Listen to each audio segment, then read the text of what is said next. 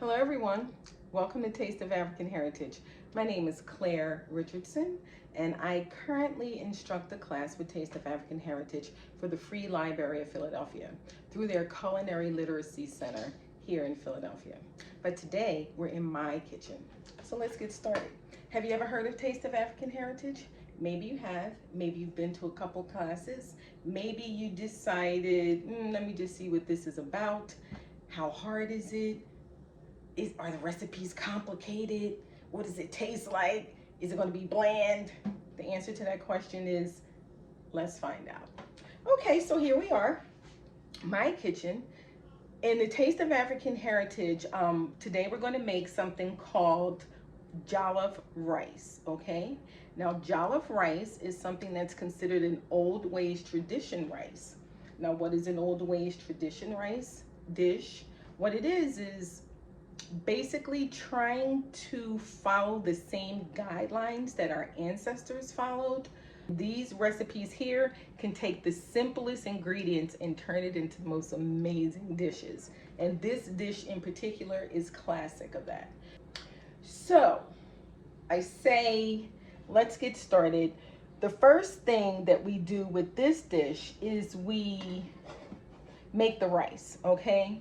Now, because rice takes a long time to cook, brown rice, 30 to 35 minutes. So we want to, while the rice is cooking, we'll get started on the other dish and we'll talk about a few other things.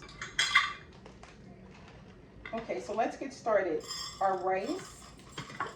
Now this brown rice, you can get any brown rice. Nothing has to be fancy with this. This is what you have in your house. So here's my 2 cups. That's 1. But you know the key. So we're going to add the other cup. And if you ever had brown rice, it's not the worst thing. It tastes just like regular rice. It's a little firmer. Needless to say, it takes some getting used to if all you've ever had is the white rice.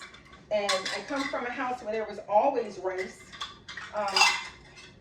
You can have spaghetti and meatballs, and somebody said, "Where's the rice?" It was always some rice on the back of the stove. So anyway, they call for you to use the liquid in a 15-ounce can of diced tomatoes. So we're going to take this liquid and we're going to pour it in. And it said you need 4 cups of water. Okay, so we're going to empty that. And we're going to use 4 cups of water here.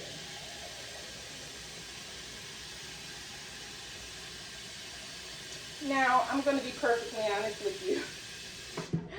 When I first heard of Taste of African Heritage, I didn't know what it was. And we partner with the library, once again, like I said. So my boss said someone needs to go, because we all support one another, someone needs to go to this demonstration of this new class they're going to be teaching, Taste of African Heritage. Who from here wants to go? My organization. We're all tired. Everybody's like, "Oh, I don't feel like going. I'm tired. I went to something last week. Oh, I went." So I left me and another girl. So I'm like, fine, I'll go. Meanwhile, I'll start cooking the rice while I'm chatting. So I'm like, okay, I'll go. So we go. And when we get in there, there is a woman cooking. She's all, I didn't understand. I didn't know what it was going to be about. So she has on like an African head garb. Come to find out, her name is Dijanaba. She's awesome. And come to find out that that's what Dijanaba wears all the time. She's amazing. So anyway, Dijanaba's talking about Taste of African Heritage and the different diets and how we could benefit from it and who would be interested in teaching it. So she made a few things from the menu. One of them was something called garlicky greens. So it's collard greens, which we're all traditionally used to. So there's collard greens. She made the sweet potato stew, the mafe. And I thought, who is doing that? Who's making sweet potatoes in a stew? Like, I never heard of such. So then there was she has the black eyed pea salad. And I was like, I never liked them anyway. I don't know about this. Why am I here again? So she makes the collard greens, and they call for mustard instead of meat. You're using mustard to get the smoky flavor. Now, the first time I heard that, I am not gonna lie to you, I heard, and she said, and we're gonna use mustard to get our smoky flavor, and we don't use a lot of water. I was like, who is this person? And who made this diet? And why are they talking to us about it? So I sat up there with my arms folded, like I wasted an afternoon. I had other things to do. I listened to her. She did a great presentation. She showed how she made the greens, but everything else was pretty much made, and they just brought it out the bag, set it up for us to get a little taste. First thing I went to was the greens, okay? Because I'm thinking, I want to taste these greens with mustard. These people are crazy. So I'm watching everyone's face as they taste it and go down the line, and not one disappointed face. I said, these people don't know. For real. They just hear. They don't know what they're supposed to be tasting. So then it's my turn. I get some greens. They give you like a little bowl, and I get the greens and I taste it. And I was like, taste some more. And I looked at her, and she was kind of looking at me, because I guess I must have sat there looking like I was 5 with my arms folded. So she said, so what do you think? I said, these are pretty good. She said, yeah, I know. They surprise you, don't they? I said, yes, they do. And by the way, lemon is the new salt, because there's no salt in those greens. It's lemon. Now, it might take some getting used to. Some people might have to use salt after they try it, but y'all, that's how I make my greens now. Who knew? I didn't think I'd be interested in that, but who knew? So the diet in itself, that recipe alone got me interested. So I move on to the mafe, and I thought, what did they put these sweet potatoes in a stew? Who does this? Then she said there was peanut butter in it, and I thought, I know I got to get my jacket. It's peanut butter. Why are they putting peanut butter in with sweet potatoes? Who are these dietitians, and who made this? I tasted. My eyes light up. Those flavors, the meld of the, all of the different spices and everything that went into that dish, and then that peanut butter, which it doesn't taste like peanut butter. No, it's not the first thing you taste, and it's not like a huge amount. It's like a giant tablespoon, I think, but in this big pot of stew. But it adds a lot of depth, and it also acts as a thickener. I was floored. I thought, where are these classes? I want to find them and learn how to make this. I went to one class, and they were like, would you like to teach it? What? No, I don't know anything about teaching how to make food. I cook at home. I don't know anything about food. So come to find out, I wind up teaching a class. I'm nervous. I don't know how to do any of this. It wasn't as hard. And I was teaching teenagers.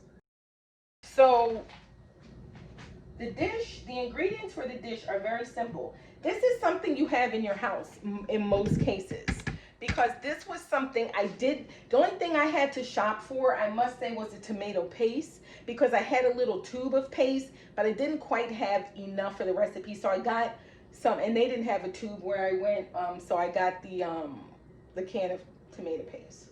But what I'm saying is, as far as this dish goes, it's simple. This is something most people would have in their refrigerator or their pantry, wherever you keep your vegetables, in the crisper drawer. Carrots, onion. Now, not everybody has cabbage, but it's fall. We got the fall vegetables going on. I have cabbage, and once a week there is an organization that brings around vegetable boxes through the SHARE program, food program. So I'm like, oh yeah, I want that, because then I can always freeze it, and it's one thing I don't have to run out and get later. So this cabbage actually comes from the SHARE food program. So the cabbage calls for a quarter of a head. Now, it was a very small head. I cut it in half, and then I cut that half in half again. Okay? So I already chopped it. Part of making these dishes, if you're ever interested in instructing, is having everything ready.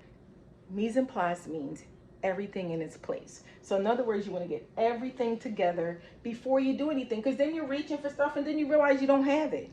Like turmeric. I always have turmeric, but because I teach this class, it wasn't something that I had in my house normally. Making these recipes will teach you to try new things. Turmeric was never in my repertoire. But now that I teach these classes and I make these dishes, even when I'm not teaching, turmeric is now in my repertoire. So I had turmeric. So when you're going to make these, what you don't want to do is go running all around. Oh, I don't have any time. Time wasn't anything I used to keep around that much. I mean, I had it and it was old and dry. Now I grow my own. And I grew all my vegetables and most of my vegetables and my herbs this summer, but they were ravaged by the lantern flies. So then I had to cut them back, and some of them grew back and some of them didn't. Unfortunately, my cilantro was done, but my rosemary, which was shared a pot with the cilantro, growing like a weed. I don't know. So I had to go buy some cilantro. I'm not necessarily happy, thrilled with the produce out there sometimes, especially in between seasons. We're getting into fall, we're ending with summer. So some things aren't quite as, you know,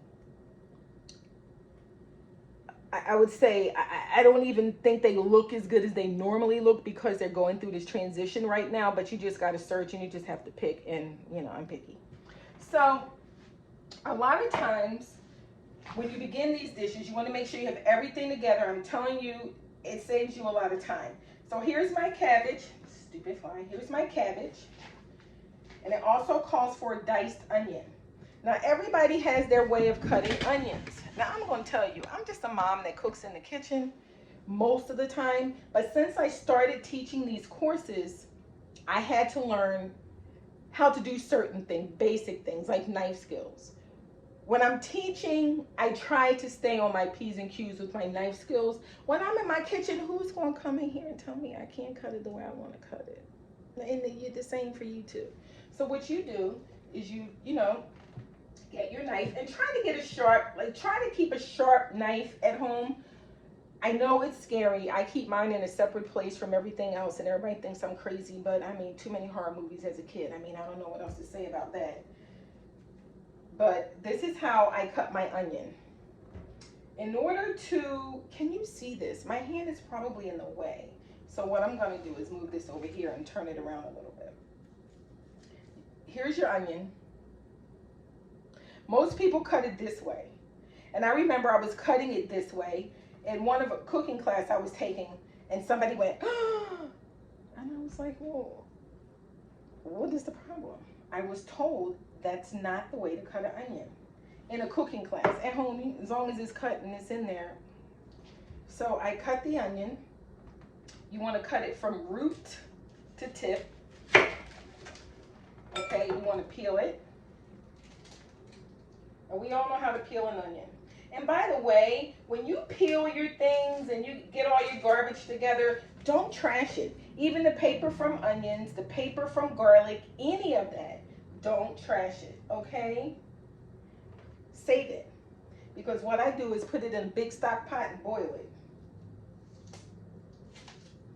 Or simmer it. And when it comes to a boil, I turn it down and let it simmer for hours. And then it usually changes colors. Those vegetables are mush, and you have yourself your own vegetable broth that you don't have to go buy.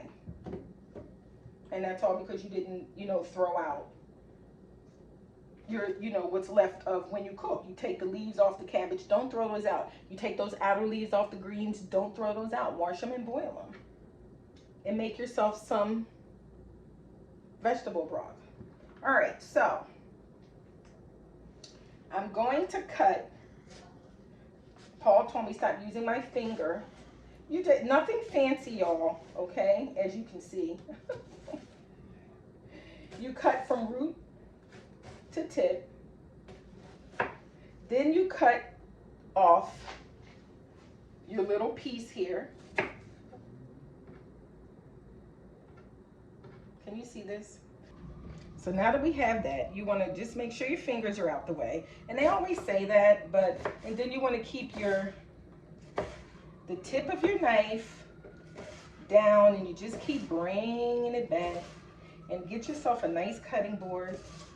This one comes from IKEA. One, it won't move. Because I really like the Dollar Tree ones when I'm doing my own thing, but they move a lot. You don't want those.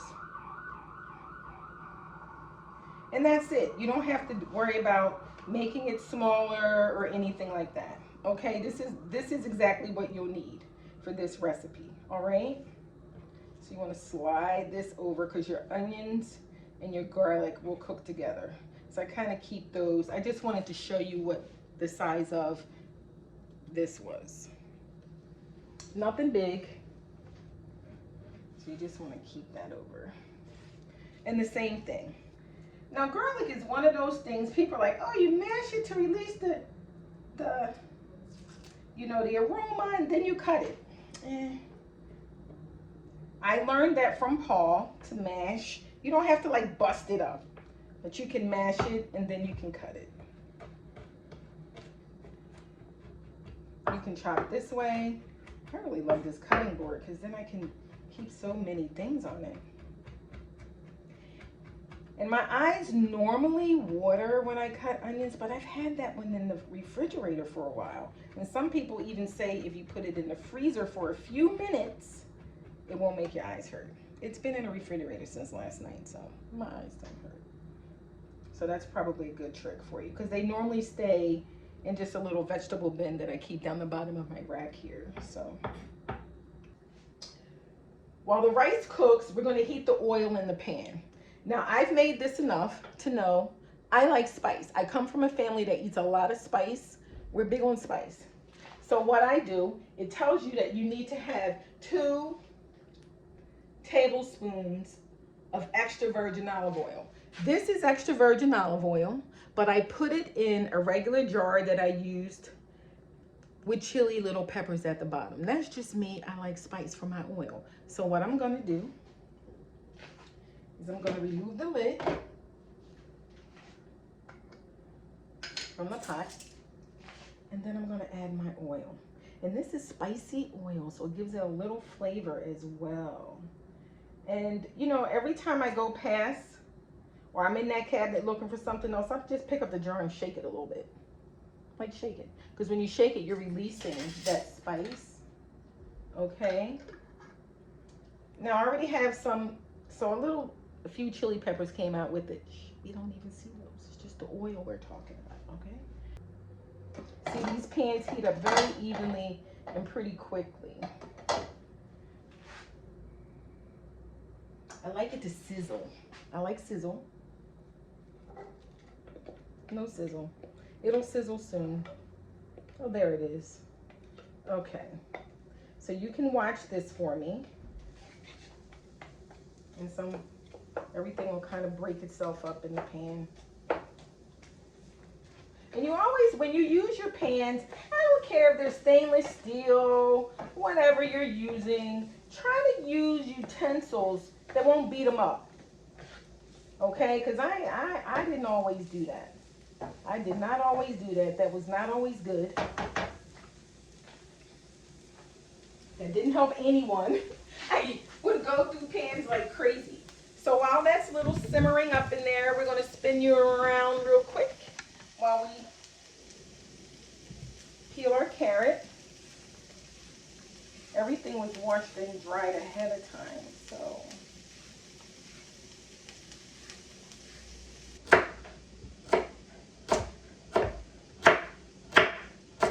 And you don't want them too fat because then they tend to be a little, I don't know, not necessarily hard because they do get to simmer a little bit. So chopped carrots, the cabbage, and then we'll add the tomato paste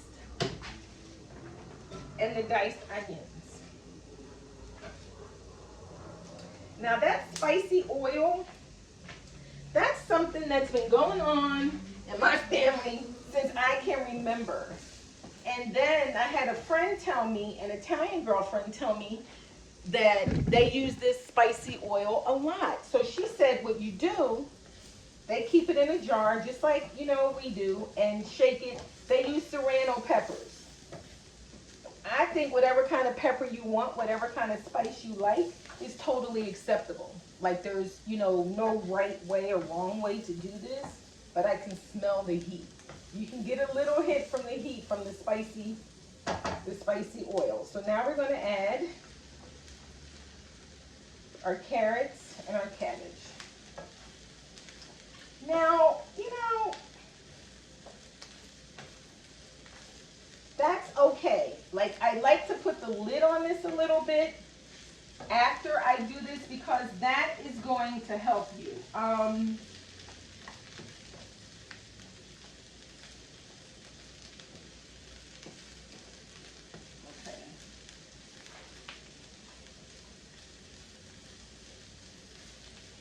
Our spices go in last, technically according to the recipe, or they're supposed to.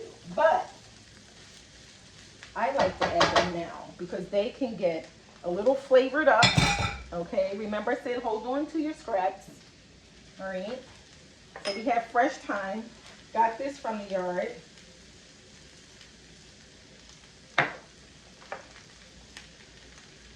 Some turmeric, 1 tablespoon turmeric, a half a teaspoon, which is really good to stick to if kids are eating this and you got the hot oil. No, trust me, nobody's going to run out of the house begging for, you know, saying that their mouth's on fire. But it does kick it up a notch and give it a little bit of more flavor. So I like to add this and let it all kind of cook. I leave the lid on for a few minutes before I add my tomatoes and my tomato paste. Because you actually want it to cook down a little bit.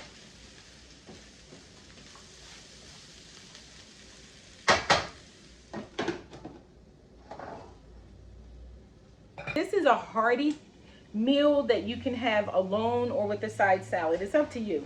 You can probably even add a little bit of vegetable broth and make it a little on the soupier side if you're interested in that. But it depends. It's all up to you. You're the master of your own kitchen. All right, so let's see where we are right now. It smells pretty good. Oh yeah. Get a little singe. Not too much, just a little caramelization. Just a titch. So let's get some rice. I want to fluff it up a bit. Okay. Now sometimes it can get a little wet because it was a little over steamed, but I kind of don't like it too dry. So I'm going to put that there. Then I'm going to add my veggies on top. I think I lean against the stove. Ooh. Now that moisture, we like that. We want that. And we want to mix this ourselves. We don't want it necessarily all taken up by the rice. I like to mix it myself.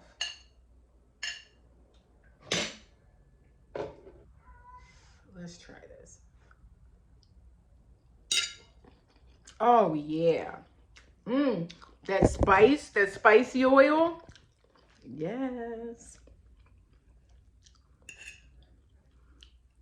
I can taste that. Now it calls for sea salt. I'm not a salt person, but feel free to add your sea salt.